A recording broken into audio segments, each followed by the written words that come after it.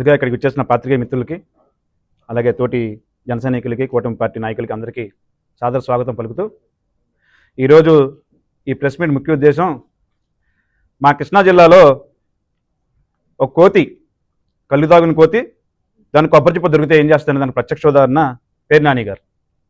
ఎందుకన్నానంటే కొబ్బరి చిప్ప అనేది జిల్లా అధ్యక్షుల పదవి, కళ్ళు తాగినదండి అవాకులు చవాకులు పెడుతున్న పేరు నాని గారు.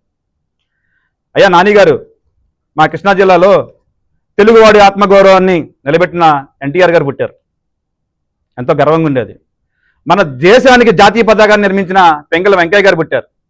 ఎంతో గర్వపడ్డాం. అలాగే ఆంధ్ర బ్యాంక్ని దేశంలో అత్యున్నత స్థానం పెట్టిన పట్టాభిరామయ్య గారు పుట్టారు. చాలా ఆనందపడ్డాం. అలాంటి ఈ జిల్లాలో ఇలాంటి సొల్లుకొక్కడు పుట్టిందని చెప్పి ఇవాళ చాలా బాధపడుతున్నాం. ఎందుకంటే వ్యవస్థ మీద మాట్లాడరా బాబు అంటే వ్యక్తుల మీద మాట్లాడే నువ్వు, పవన్ కళ్యాణ్ గారి మీద పెద్దగా అవాకులు చవాకులు పేలే నువ్వు మాట్లాడదాం. ఎట్లా మాట్లాడదాం? బందరు నియోజకవర్గం ఎమ్మెల్యే అభ్యర్థిగా నువ్వేం పొడిచావు? పిఠాపురం నియోజకవర్గ ఎమ్మెల్యేగా పవన్ కళ్యాణ్ ఏం పొడిచారో చర్చకి రా. బందరు నువ్వు ఎమ్మెల్యే అయిన తర్వాత నువ్వు తెచ్చిన అభివృద్ధి ఏంటంటే సముద్రం అందరికీ అందుబాటులో ఉండాలని చెప్పి కోనేరు సెంటర్లో ప్రతి వర్షాకాలం తీసుకొచ్చేస్తున్నావు. అది నువ్వు తెచ్చిన అభివృద్ధి. ఎన్ని గవర్నమెంట్ హాస్పిటల్లో ఎన్ని పిహెచ్సీలు ఎన్ని డెవలప్ చేసావు? బందరు మచిలీపట్నంలో ఉన్న గవర్నమెంట్ హాస్పిటల్కి పడకలు ఎన్ని పెంచావు?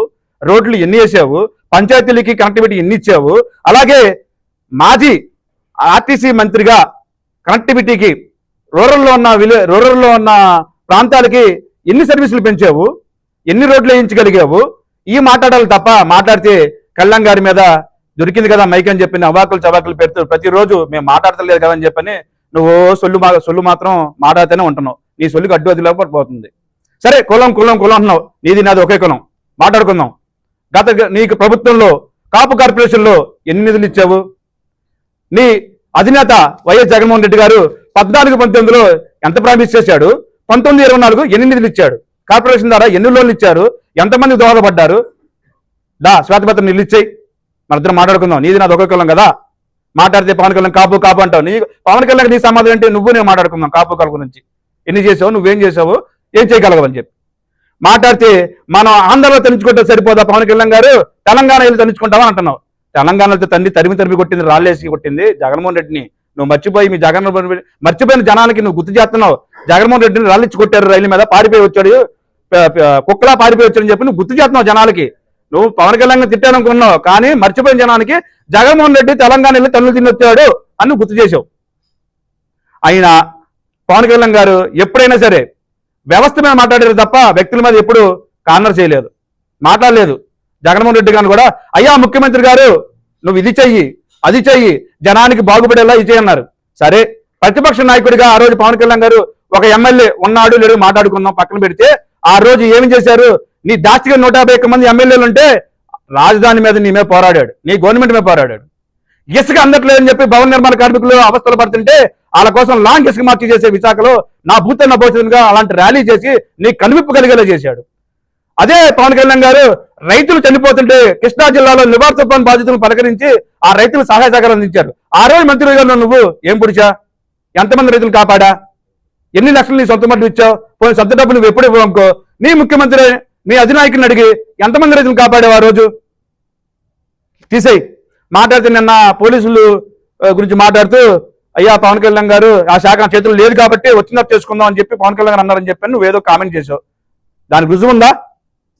గత 10 ఏళ్లుగా అధికారం ఉన్నప్పుడు అధికారం లేనప్పుడు మీ అధినేత గురించి మాట్లాడుకుందాం. 19-24 మధ్యలో ఎవరు ఏమొచ్చి నాకు బాధగా ఉంది బాబు, హాస్పిటల్ ఉన్నారు బాబు, లేకపోతే మాకు రోడ్డు లేదు బాబు, మంది దాకా చచ్చిపోయారు బాబు అన్నప్పుడు మీ అధినేత ఏం చెప్పేవాడు? నా గవర్నమెంట్ రానివ్వండి మీకు అన్ని చేస్తా. 19, 14, 19 చెప్పిన మాటలు అయ్యి 19-24 ఎంతమంది కాపాడాడు?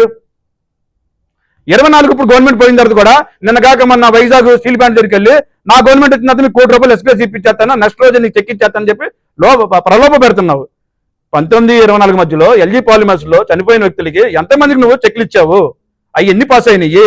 చెక్ల మీద డబ్బు లేకుండా చెక్లు ఇచ్చేసావు కదా నువ్వు, బ్లాంక్ చెక్లు. అది మాట్లాడే దమ్ముందా ఎంతమందికి ఇచ్చావని? ఇంకో మాట, ప్రభుత్వంలో ఉన్నప్పుడు అధికారం ఉన్నప్పుడు ప్రజాప్రతినిధుల్ని నీకు ఇష్టం వచ్చినట్టుగా వాడుకుని మీరు ఎగ్జాంపుల్ కరోనా టైంలో టీచర్స్ని మందు షాపుల దగ్గర కాపలా పెట్టిన గవర్నమెంట్ ఇది. అదే టీచర్స్కి డిఎస్సీల ద్వారా ఉద్యోగం ఇస్తున్న కూటమి ప్రభుత్వం ఇది. కూటమి ప్రభుత్వం చేసిన ప్రతి కార్యక్రమానికి మనం తప్పుపడవాలి ఏడవాలి అని చెప్పే తప్ప డిఎస్సిలో ఎడుతున్నావు ఉద్యోగాలు ఇచ్చేస్తున్నారు చెప్పి నీకు మళ్ళీ రాదేమో అని చెప్పని డిఎస్సిలో స్పోర్ట్స్ కోటా లేదని ఏదో ప్యాకాట్ ఆడిన వాళ్ళకి జిఎస్సీ జాబ్ ఇచ్చారని చెప్తున్నావు. అసలు ప్యాకాట్కి ఆ గేమ్ కి నీకు ఉందా? ఒలింపిక్ స్థాయిలో ఉన్న గేమ్ ని ప్యాకాట్ అని చెప్పి పోతున్నావు అంటే నీ అజ్ఞానమా? మిడిమిడి జ్ఞానమా? అది కూటమి ప్రభుత్వం మీద నీ అజ్ఞానంతో ఇలా మాట్లాడేస్తావా? ఈ రోజు 2 సంవత్సరాల క్రితం నువ్వు 2 ఏళ్ళ నుంచి వెన్నుపోటు తినొస్తాం అని నిన్న బాగా పెట్టావే. ఈ 2 సంవత్సరాల్లో ఎన్ని రోడ్లు వేశారు మాట్లాడుకుందాం. నువ్వు చేసిన 5 ఏళ్లలో నువ్వు చేసిన రోడ్ల డెవలప్మెంట్ ఏంటి? ఈ కూటమి గవర్నమెంట్ 2 ఏళ్ళు చేసిన రోడ్లు ఏంటి మాట్లాడుకుందాం.